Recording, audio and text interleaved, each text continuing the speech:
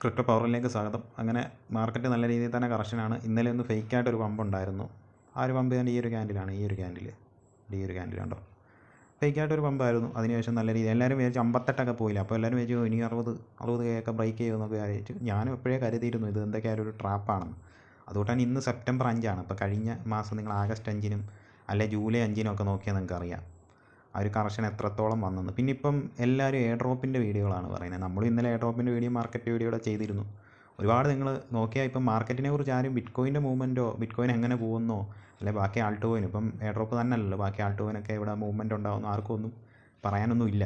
അതെന്താണെന്ന് അറിയത്തില്ല. എല്ലാവരും എയർ ഡ്രോപ്പിൻ്റെ പുറകില്ല. ഇപ്പം ബിറ്റ്കോയിൻ്റെ പുറകിന് ആരുമില്ല. ബിറ്റ്കോയിൻ ഇപ്പം ബോറിംഗ് ആയിട്ട് താഴോട്ട് പോകുന്നു. ഇതൊന്നും ആരും ഇപ്പം ശ്രദ്ധിക്കുന്നില്ല. പിന്നെ ഇമ്പോർട്ടൻ്റ് ആയിട്ട് കാര്യം, നിങ്ങൾക്ക് മാറ്റിക്കുന്ന ഒരു കോയിൻ അറിയായിരിക്കും. മാറ്റിക്കിൻ്റെ റാങ്കിങ് ഒക്കെ ഒറ്റയടിക്ക് തന്നെ സഡനായിട്ട് ക്രാഷായി. ഇപ്പോൾ 43ാമത്തെ റാങ്കായി. 21 കിടന്നേ. നേരത്തെ 10, 12 വന്നിട്ടുണ്ട്.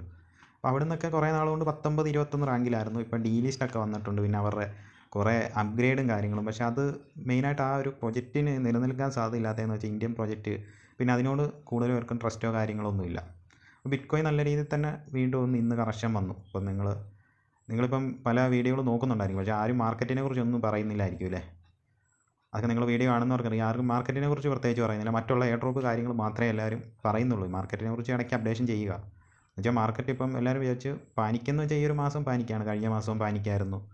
എന്നുവെച്ചാൽ ആഗസ്റ്റ് സെപ്റ്റംബറൊക്കെ അത്ര നല്ലതല്ല ബിറ്റ്കോയിനെ സംബന്ധിച്ച്. പിന്നെ കഴിഞ്ഞ വർഷം സെപ്റ്റംബർ ഒരു 3.90% ഒരു പ്ലസ് വന്നു.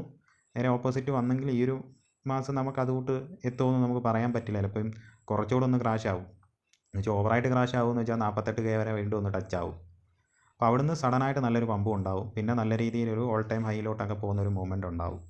അപ്പോൾ ഇപ്പം നിങ്ങൾ നോക്കി അറിയാം, മിക്ക ആൾട്ട് കോയിനും ഇപ്പം നല്ല രീതിയിൽ തന്നെ ഡൗണിലായിരിക്കും.